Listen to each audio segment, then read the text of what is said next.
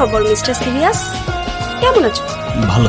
আমাকে জিজ্ঞেস করবে না আমি কেমন আছি? আচ্ছা ব্যাপার না, চলো ঘুরতে যাই। আমি তো তোমাকে আগেও বলছি ভালোবাসি না, আমাকে বিরক্ত করো না প্লিজ। তুমি সবসময় এরকম রোবটের মতন থাকো কেন? কারণ আমার লাইফটা রোবটের মতো। এখন আমি যাই।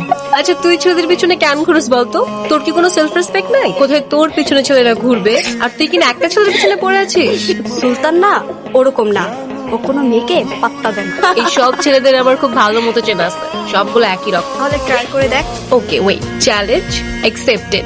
ওই ছেলেটা না, হ্যাঁ আমি ঐশী। এখান দিয়ে যাচ্ছিলাম, ওদেরকে দেখলাম, ভাবলাম কিছু খাবার খেয়ে যাই। Thank you. এগুলো ওদের জন্য। আমি তো ওদের প্রতিদিনই খাওয়াই। ওরা অনেক বিশ্বস্ত হয় জানেন।